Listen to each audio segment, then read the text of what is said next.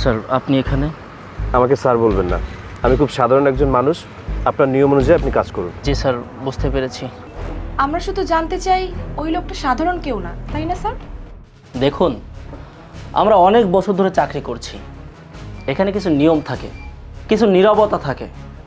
যখন উনি কোনো স্থানে থাকেন, সেই স্থানের আইন বদলে যায় না, কিন্তু পরিস্থিতি বদলে যায়। আপনি কি ওর কোনো অফিসে কাজ করেন? না, আমি ওনার কোনো অফিসে কাজ করি না। আমরা কাজ করি এই দেশের জন্য।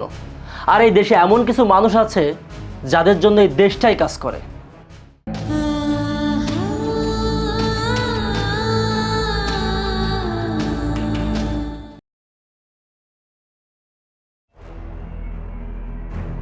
এই বল আমার ব্যাগ কোথায়? তোকে শেষবারের মতন বলছি, ভালোই ভালোই আমার ব্যাগটা দিয়ে দে, তা না হলে কিন্তু তোর অবস্থা খারাপ করে ছাড়। আপু, আমি আপনার ব্যাগ দেখিনি, আমি সত্যিই কিছু জানি না। ওরে বাবা, কি সুন্দর অভিনয়! এতক্ষণ তো তোর অস্কার পাওয়ার কথা ছিল। ভাইয়া, আমি সত্যিই অভিনয় করছি না, আমি শুধু আমার মায়ের জন্য ওষুধ কিনতে যাচ্ছিলাম। আমার ব্যাগ হারানোর পর তুই দ্রুত চলে যাচ্ছিলি কেন? আপু, আমি অনেক দেরি করে ফেলেছিলাম, তাই তো তাড়াহুড়ো করে যাচ্ছিলাম। বাবা রে, আষাঢ়ে গল্প বানাতে তোর জুড়ি নেই। ভাইয়া, বিশ্বাস করুন, আমি গরিব হতে পারি, আমি কোনো চোর নই। তুই গরিব বলে কি আমি সবাইকে বিশ্বাস করব? তুই প্রমাণ দে তুই আমার ব্যাগটা চুরি করিসনি। আপু, আমি কিভাবে প্রমাণ দিব বলুন? আমি তো কিছুই করিনি। কোনো কথা বলবি না, আগে আমার ব্যাগ দিবি, তারপর এখান থেকে যাবি। এই দাঁড়ান, একজন মানুষের গায়ে হাত দেওয়া তো দূরের কথা, একজনকে দোষী সাব্যস্ত করার আগে প্রমাণ দেখান। আপনি কে? আপনি কি ওর আত্মীয় হন? না, আমি একজন রাস্তার মানুষ, কিন্তু অন্যায় দেখলে চুপ থাকতে পারি না। দেখে তো মনে হচ্ছে দুজন একই দলের লোক। মুখ সামলে কথা বলুন। আপনি চাইলে আমাকে সন্দেহ করতে পারেন, কিন্তু চোর বলার আগে প্রমাণটা জরুরি। আপনার পোশাকটাই তো বলে দিচ্ছে আপনি কি ধরনের মানুষ। ঠিক বলেছিস জুলি, হয়তো এরা দুজনেই একসাথে মিলে চুরিটা করেছে। এক্সকিউজ মি, মানুষের মূল্য তার পোশাকে নয়, মানুষের মূল্য থাকে তার সততায়। হয়েছে হয়েছে, এইসব বড় কথা পরে বলবেন, আগে আমার ব্যাগটা বের করুন তো। আপনি এতটা শিওর কিভাবে হলেন যে ব্যাগ আমাদের কাছে আছে? ব্যাগ তো অন্য কোথাও থাকতে পারে। অসম্ভব। তবে এই অসম্ভবকে কিভাবে সম্ভব করতে হয় সেটা আমার ভালোভাবে জানা আছে। তাহলে সম্ভব করুন, আমরা এখানেই দাঁড়িয়ে আছি, আপনারা পারলে আপনাদের ব্যাগ বের করে নিন। আমাদের সময়ের দাম আছে, জলদি ব্যাগ বের কর, তা না হলে কিন্তু তোদের 2 টাকা পুলিশে দিব। ও, পুলিশে দেবেন? আচ্ছা, ডাকুন ডাকুন আপনার পুলিশ, আমিও দেখতে চাই আপনার ক্ষমতা কতখানি। তুই জানিস না আমি কে? দাঁড়া, তোকে দেখাচ্ছি আমি কে। এই আমার ফোনটা দে তো।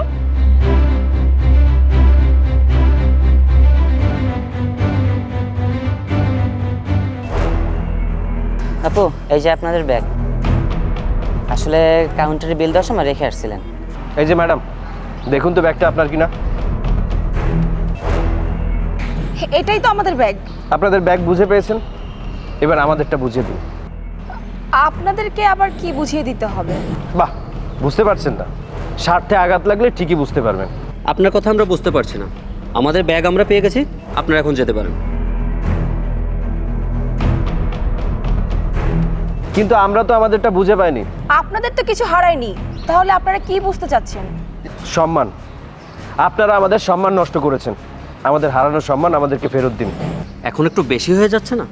শোন, আমাদের সাথে পাঙ্গা নিয়ে বাঁচতে পারবি না। চুপ! একজন নিরীহ মানুষকে সন্দেহ করা খুবই সহজ, কিন্তু তার হারানো সম্মান ফিরিয়ে দেওয়া খুবই কঠিন। এর থেকে শিক্ষা নিন, না হলে এর পরিণাম একদিন ভয়ঙ্কর হবে। এই দাঁড়াও। জি, কিছু বলবেন? আচ্ছা, একটা প্রশ্নের উত্তর দাও তো। তুমি কে? আমাদের সামনে দাঁড়িয়ে এত বড় বড় কথা বললে। আমি খুব সাধারণ একজন রাস্তার মানুষ, শুধুমাত্র অন্যায় দেখলে প্রতিবাদ করি। প্রতিবাদ? নিজের চেহারা কখনো আয়নায় দেখেছিস? তোর মতো একজন সাধারণ মানুষ আমাদের সামনে দাঁড়িয়ে নীতি কথা শোনাচ্ছিস? শুনুন, একজন মানুষ বড় হয় তার ব্যবহারে, টাকায় নয়। এসব নীতি কথা তোর মতন গরিবরাই বলে, কারণ তাদের কাছে দেখানোর মতন টাকা নেই, তারা রাস্তাঘাটে জ্ঞান বিলিয়ে বেড়ায়। যেদিন পকেটে টাকা হবে সেদিন বুঝতে পারবি পৃথিবীটা কিভাবে চলে। এই পৃথিবীটা টাকার গোলাম। হতে পারে, হতে পারে এই পৃথিবী টাকার গোলাম, কিন্তু টাকা দিয়ে সম্মান কেনা যায় না। তার মানে তুই কি বলতে চাচ্ছিস? আমাদের কি সম্মান নেই? আমি শুধু এটা বলেছি যে অন্যকে সম্মান দিলে সম্মান পাওয়া যায়। এই, তুই কি জানিস তুই সারা বছর যত টাকা রোজগার করিস আমরা তার থেকে বেশি টাকা একদিন শপিং করে উড়িয়ে দিই? এসব হিসাব আমি করি না, শুধুমাত্র মানুষকে মানুষ হিসেবে সম্মান করি। বেশি কথা বলিস না, তোর মতো ছোট লোকেরা আমাদের মতো বড় লোকদের সামনে দাঁড়িয়ে কথা বলারও যোগ্যতা রাখে না। ভাই, আজকে আপনি না থাকলে আমি অনেক বড় বিপদে পড়তাম। আপনাকে অনেক ধন্যবাদ। ধন্যবাদ আমাকে দিতে হবে না, ধন্যবাদ ওর সৃষ্টিকর্তাকে। ওরে বাবা, এখন আবার নায়ক সেজেছে। এই চল তো জুলি, এদের মতো মানুষের সাথে কথা বলে সময় নষ্ট করার কোনো মানেই হয় না। ওরে বাবা, এমন একটা ভাব করছে মনে হচ্ছে গাড়িতে ওকেই নিতে এসেছে। আরে জুলি, স্বপ্ন দেখছে দেখুক না, এদের মতো মানুষের তো আর স্বপ্ন দেখতে দোষ নেই। তুই চল তো।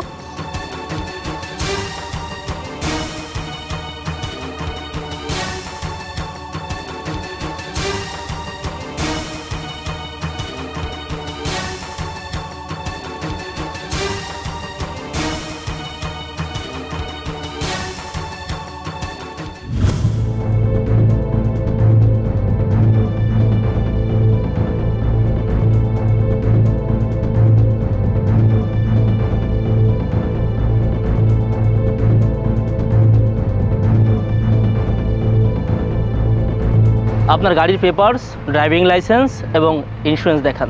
কি ব্যাপার অফিসার, এখন আবার চেক কিসের? দেখুন, এটা আমাদের নিয়মিত চেকিং। গাড়ির কাগজপত্রগুলো দিন।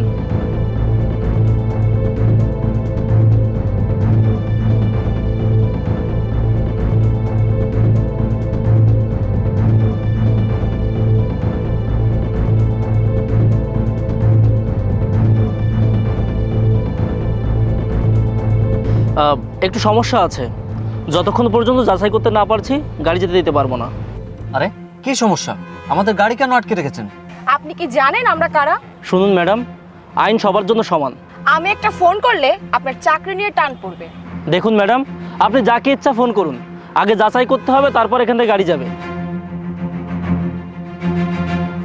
কি হয়েছে এখানে? আরে বাবা, নায়ক আবার এখানেও হাজির। কি ব্যাপার, আজও কি আমাদের জ্ঞান দিতে এসেছিস নাকি? জ্ঞান দিতে আসিনি, কি হয়েছে সেটা জানতে চাইলাম। স্যার, আপনি এখানে? আমাকে স্যার বলবেন না, আমি খুব সাধারণ একজন মানুষ। আপনার নিয়ম অনুযায়ী আপনি কাজ করুন। জি স্যার, বুঝতে পেরেছি। আচ্ছা প্রীতম, পুলিশ ওর সঙ্গে তো ভালোভাবে কথা বলছে কেন? আরে হয়তো আগে কোথাও দেখা হয়েছে।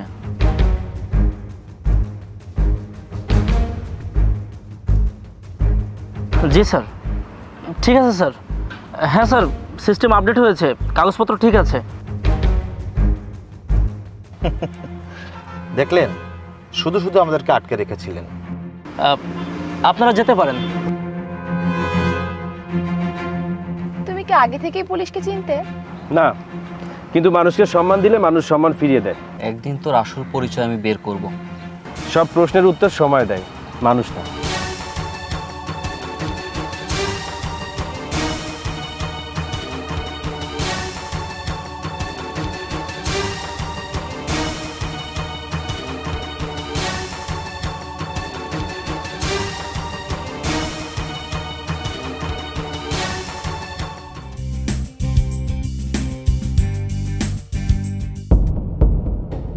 এক্সকিউজ মি, একটা প্রেসিডেন্সিয়াল স্যুট লাগবে এই মুহূর্তে। দুঃখিত ম্যাম, আজ কোনো রুম খালি নেই, সব রুম বুক। এমনকি কোনো ভিআইপি স্যুটও খালি নেই। দেখুন, আপনি বুঝতে পারছেন না আমরা কার জন্য রুম চাইছি। একজন ভিআইপি গেস্ট আসছেন। হ্যাঁ, প্রয়োজনে পেমেন্ট আমরা ডাবল দিব, তারপরেও একটা রুম চাই। স্যার, আমি দুঃখিত, আপনি কেন বুঝতে পারছেন না? আমাদের কোনো রুম খালি নেই, এমনকি কোনো স্যুটও খালি নেই। আমি নীতিমালার বাইরে কোনো কিছু করতে পারবো না। এটা অসম্ভব, আমাদের গেস্ট বিদেশ থেকে আসছে, আপনি জানেন উনি কে? দুঃখিত ম্যাম, নিয়মের বাইরে কোনো কিছুই করা যাবে না। আরে কোথায় আসলাম আমরা? এই হোটেলে তো সার্ভিসই ভালো না, নাকি বড় লোকদের জন্য আলাদা কোনো নিয়ম আছে?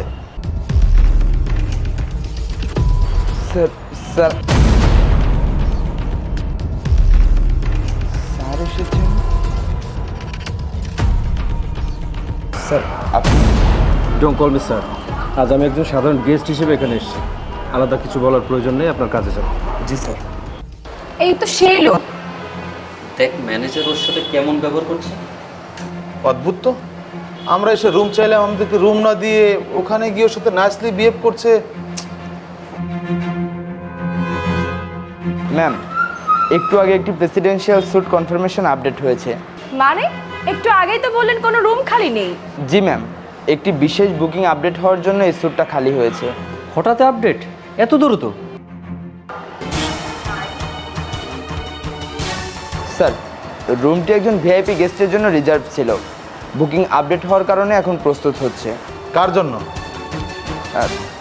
দেখুন, আমি নির্দিষ্ট কারো নাম বলতে পারবো না, তবে উনি আমাদের একজন সম্মানিত অতিথি। স্যার, স্যার, ওকে স্যার বললো কেন? এই লোকটার ব্যাপারটা দিন দিন আরও অদ্ভুত লাগছে। না, আমার মনে হচ্ছে কোনো বড় কোম্পানির লোক। ম্যাম, আপনারা যে রুমটি চেয়েছিলেন সেটি এখন প্রস্তুত হয়ে গেছে, তবে এটি আগে থেকে ভিআইপি হোল্ডে ছিল। আমাদেরকে একটু আগে বললেন যে কোনো রুম খালি নেই, তাহলে এখন কিভাবে রুম খালি হলো? ম্যাম, কিছু বুকিং আপডেট হয়েছে।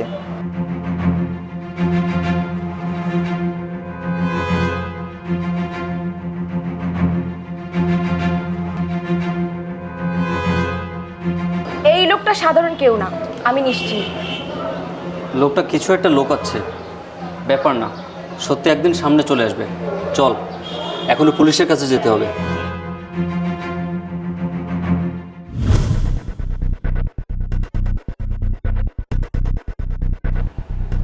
আমরা একটা প্রশ্ন করতে আসছিলাম। জি বলুন। গতকাল চেকপোস্টের দীপ্ত নামে যে ছেলেটা ছিল, ও আসলে কে? সরি, এই নামটা আর কখনো জিজ্ঞেস করবেন না। মানে? আমরা শুধু জানতে চাই ওই লোকটা সাধারণ কেউ না, তাই না স্যার? আপনারা যাকে দেখেছেন সে এমন একজন লোক যার নাম জানলে আপনাদের প্রশ্ন করা বন্ধ হয়ে যাবে। তার মানে আপনি কি বলতে চাইছেন? দেখুন, আমরা অনেক বছর ধরে চাকরি করছি। এখানে কিছু নিয়ম থাকে, কিছু নীরবতা থাকে। যখন উনি কোনো স্থানে থাকেন সেই স্থানের আইন বদলে যায় না, কিন্তু পরিস্থিতি বদলে যায়। পরিস্থিতি মানে? ধরুন হঠাৎ একটা কল আসে, আর এক কলেই সব কিছু পরিবর্তন হয়ে যায়। আপনি কি ওর কোনো অফিসে কাজ করেন? না, আমি ওনার কোনো অফিসে কাজ করি না। আমরা কাজ করি এই দেশের জন্য, আর এই দেশে এমন কিছু মানুষ আছে যাদের জন্য এই দেশটাই কাজ করে। আপনি কি ওর নাম বলতে ভয় পাচ্ছেন? না, এটা সম্মান। আসলে আমাদের দেশে এমন কিছু মানুষ আছে যাদের নাম মুখে না বলাই নিরাপদ। সো আপনারা তার পিছু ছেড়ে আপনাদের লাইফটা এনজয় করুন। এটাই ভালো হবে।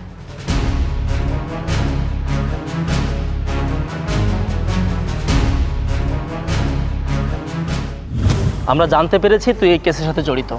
আচ্ছা, একটা কথা বলতো, তোকে দেখে তো নিরীহ মনে হয়, তুই কেন এই কেসের সঙ্গে জড়িত? এই কেস ইনভেস্টিগেশনের জন্য আমাদের সাথে তোকে থানায় যেতে হবে। স্যার আমি কিচ্ছু করিনি স্যার, আমি নির্দোষ।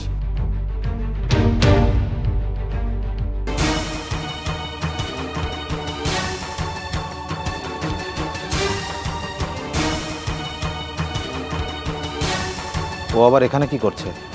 সব জায়গায় কিভাবে পৌঁছে যায়? Hello hold everything, release the detain person immediately. Sir, who gave this order? Top authority, no question. হঠাৎ করে এটা কি হলো? এত বড় অর্ডার কে দিল? Yes sir. স্যার, অর্ডারটা আমরা কনফার্ম পেয়েছি। অফিসার, আমি আপনাকে বলেছিলাম অপ্রয়োজনীয় জটিলতা তৈরি করবেন না, ওনাকে ছেড়ে দিন। মানে ওর জন্য অর্ডার এসেছে? এটা কোনো সাধারণ ফোন কল না। এই, ওকে ছেড়ে দাও। ধন্যবাদ স্যার, আপনি না থাকলে সত্যি ফেসে যেতাম। ভয় পাবেন না, সত্যের মৃত্যু নেই, সত্যকে কখনো আটকানো যায় না। অফিসার, আপনারা আপনাদের কাজে যান। চলো। ওই ছেলেটা কারো নিয়ন্ত্রণে না। বরং সবাই ওর নিয়ন্ত্রণে।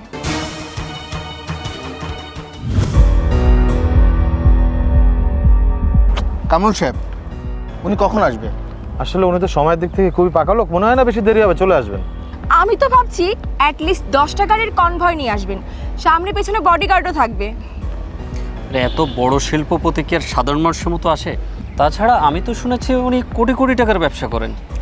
এই জমিটা কিনলে এখানে বিশাল বড় একটা ফ্যাক্টরি হবে। আমি শুধু চাই এই জমিটা পছন্দ, দাম দর নিয়ে কোনো সমস্যা হবে না।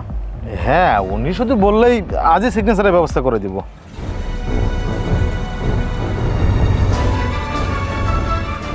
এই গাড়িটা এখানে কেন?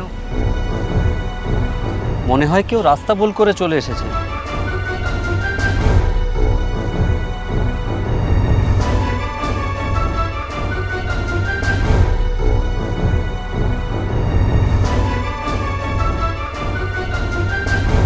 কি ব্যাপার, আপনি এখানে? জি, এই জমিটা দেখতে এসেছি। জমি দেখতে এসেছেন? বেশ ভালো কথা। আপনি কি জানেন এই জমিটার মূল্য কত? দাম জানার আগে জমিটা দেখার দরকার। আপনি কিনবেন নাকি? যদি ভালো লাগে কেনার কথা ভাবতেও পারি। শুনেছেন উনি নাকি জমি কিনবে? ভাই, এটা লাখ টাকার জমি না, এটা শত কোটি টাকার প্রজেক্ট। আপনি হয়তো বুঝতে পারছেন না, এখানে আমরা একজন বড় শিল্পপতির জন্য অপেক্ষা করছি। উনি আসলে তারপর ওনাকে জমিগুলো দেখাবো। তাই নাকি? তাহলে আমিও ওনার জন্য ওয়েট করি, আমিও একটু ওনার সাথে দেখা করব। আপনারও দেখা করার শখ আছে নাকি? দেখুন, মানুষকে না দেখে বিচার করা ঠিক না। আপনি না থাকলেই ভালো হতো। বড় লোকদের মিটিংয়ে সবাইকে মানায় না।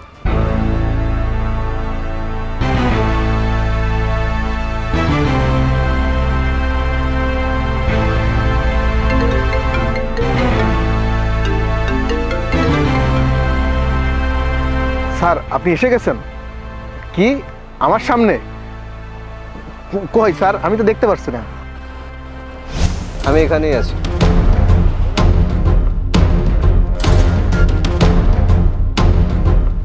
মানে আপনি? এটা কি বলছেন? না না, এটা হতে পারে না। স্যার, আপনি যদি আগে বলতেন। আমি তো আগেই বলেছিলাম আমি এখানে জমি দেখতে এসেছি। মানে আপনি আসল ক্রেতা? হ্যাঁ, এটা শুধু ব্যবসার জন্য না, এটা একটা পরিকল্পনার শুরু। কি ধরনের পরিকল্পনা? যে জায়গাতে অন্যায় লুকিয়ে আছে সেখানে পরিবর্তন আনতে হবে।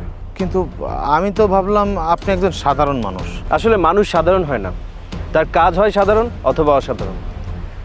আরেকটা কথা, আপনি যে দামে জমিটা বিক্রি করতে চাইছেন আমি সেই দাম দিয়ে আপনার জমিটা কিনতে চাই।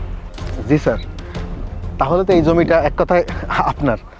এই, আমরা যাকে সাধারণ ভেবেছিলাম না, সে পুরো খেলার নিয়ন্ত্রক। তোমরা আমাকে দেখে মানুষ চিনেছো, আমার পোশাক দেখে আমাকে বিচার করেছো, গাড়ি দিয়ে ক্ষমতা মেপেছো, কিন্তু সত্য কখনো বাহ্যিক জিনিস দিয়ে লুকানো যায় না। তাহলে আপনি আসলে কি প্রমাণ করতে যাচ্ছেন? আমি কিছু প্রমাণ করতে আসিনি, আমি শুধু দেখতে এসেছি এই সমাজ সত্যকে চিনতে পারি কিনা। আপনি তাহলে এতদিন সাধারণ মানুষের মতো ছিলেন কেন? আমি যদি আমার আসল পরিচয় সবার সামনে আসতাম তাহলে সবাই আমাকে ভয় পেত, সম্মান করত, কিন্তু সত্য বলতো না। আমি চেয়েছিলাম সবার মন পরীক্ষা করতে। কিন্তু আপনি ছদ্মবেশে কেন এগুলো করলেন? তোমরা জানতে চাও আমি কেন আত্মগোপনে ছিলাম? শোনো তাহলে। এখান থেকে 5 বছর আগের কথা। আমার বাবা তখন মৃত্যুশয্যায় ছিলেন। আমার বাবা মারা যাওয়ার সময় আমার হাত ধরে বলেছিলেন, দীপ্ত, তোর জন্য আমি এই কোটি টাকার সম্পদ রেখে যাচ্ছি, কিন্তু তার পাশাপাশি একটা বড় দায়িত্বও রেখে যাচ্ছি। আমি জিজ্ঞেস করলাম, কি বাবা? বাবা বলল যে একটা দিনও নিজের পরিচয় কখনো মানুষের সামনে যাবি না, সাধারণ মানুষ হয়ে জীবন কাটাবি। কারণ আমি দেখতে চাই না মানুষ আমার ছেলের টাকাকে ভালোবাসে, মানুষ হিসেবে তাকে ভালোবাসে না। যেদিন বুঝবি কারা তোর পাশে টাকার জন্য দাঁড়িয়েছে আর কারা মানুষ হিসেবে দাঁড়িয়েছে, সেদিন নিজের পরিচয় সামনে আসবি, তার আগে না। আমি আমার বাবার শেষ কথাটা অমান্য করতে পারিনি, তাই আমি এতদিন ছদ্মবেশে ছিলাম। আজ আমি একটা জিনিস শিখেছি, গরিবের পোশাক পরলে মানুষের কাছে মানুষের সম্মান হারিয়ে যায়, মানুষের বিবেক হারিয়ে যায়। তোমরা আমাকে অপমান করেছো, এটা নিয়ে আমার কোনো কষ্ট নেই। আমার শুধু একটাই কষ্ট, তোমরা সবাই মানুষ চিনতে ভুল করেছো। তোমরা মানুষের পোশাক আর অবস্থান দেখে মানুষকে বিচার করেছো। এটাই আমার বাবার শেষ ইচ্ছা ছিল, আমি আমার বাবার শেষ ইচ্ছাটা পূরণ করতে পেরেছি। এখন আমি বলতে পারি, বাবা, আমি তোমার দেওয়া শিক্ষা শেষ পর্যন্ত ধরে রাখতে পেরেছি। আজ থেকে কাউকে তার পোশাক বা অবস্থান দেখে বিচার করব না। পৃথিবী হয়তো টাকার গোলাম হতে পারে, কিন্তু সত্য কখনো টাকার গোলাম নয়। আজকে প্রথম বুঝলাম সম্মানটা আসলে অর্জন করতে হয়, জোর করে নেওয়া যায় না। আপনি চাইলে আমাদেরকে শাস্তি দিতে পারতেন, কিন্তু আমাদেরকে শিক্ষা দিলেন, এটাই একজন বড় মানুষের পরিচয়। ভুল করাটা কোনো অপরাধ নয়, তবে ভুল বুঝে নিজেকে না বদলে ফেলাটাই অপরাধ। আজ থেকে আমরা চেষ্টা করব মানুষের পাশে দাঁড়াতে। একটা কথা মনে রেখো, তোমাদের কাছে পৃথিবী টাকার গোলাম হতে পারে, কিন্তু মানুষের আসল পরিচয় তার সততা, তার মানবতায় আর তার কর্মে। যে এগুলো শেষ পর্যন্ত ধরে রাখতে পারবে, জীবন যুদ্ধে সেই জয়লাভ করবে। তাই পোশাক, অর্থ অথবা ক্ষমতা দিয়ে নয়, মানুষকে চরিত্র দিয়ে বিচার করতে হয়।